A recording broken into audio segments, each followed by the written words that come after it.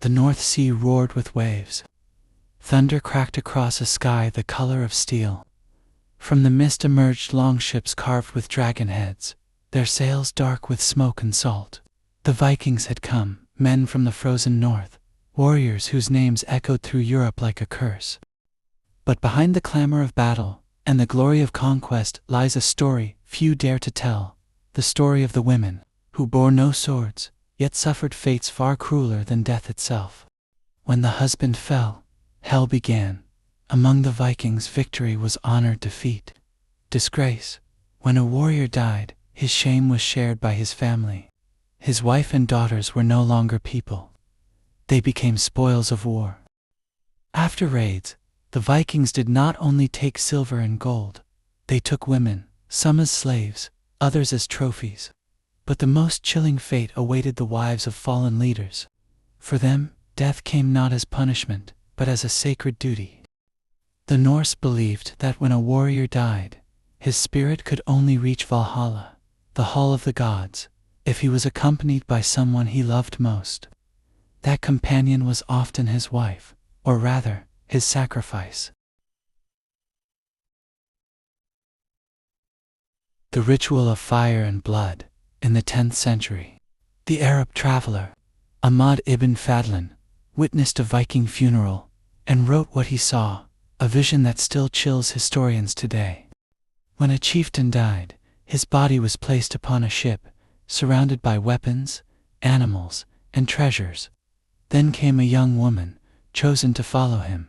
She declared that she would join her master in the afterlife, but everyone knew she had no choice. They gave her strong drink, and then the ritual of purification began. Acts of humiliation disguised as holy rites. At the climax of the ceremony, 2 women held her down. A figure called the Angel of Death covered her face with a cloth, and a man pressed the cord around her neck until her body went still. Then her corpse was laid beside her husband's. The ship was set ablaze. To the Vikings, it was a noble offering, a passage to Valhalla in flame and glory, but to the woman, it was nothing less than ritualized murder.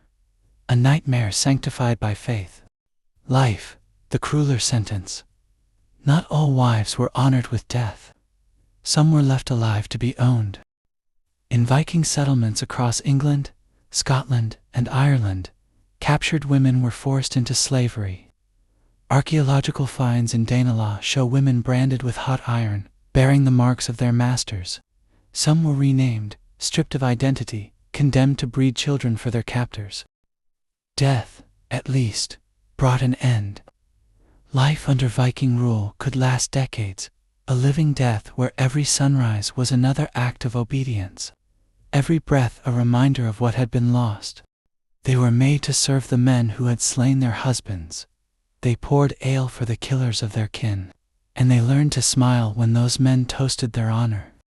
The evidence beneath the soil. Modern excavations in Sweden and Norway have unearthed graves where women were buried beside men, their bones bearing knife wounds to the chest and neck, proof of ritual killing.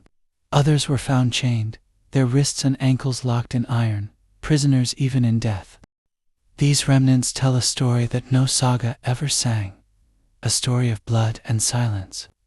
The Viking legends glorify battle and bravery, but beneath that legend lies a graveyard of forgotten women. The warriors thought they were serving the gods. In truth, they were worshipping cruelty.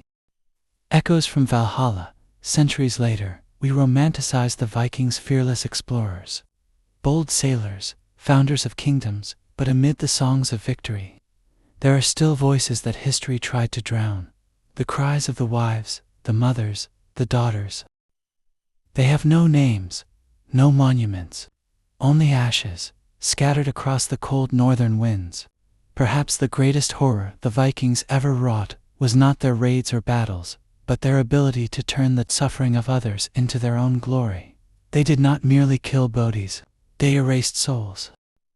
Epilogue. History is written by those who survive, or those who conquer.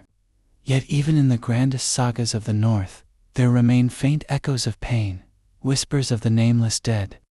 For those women, death was not the worst fate.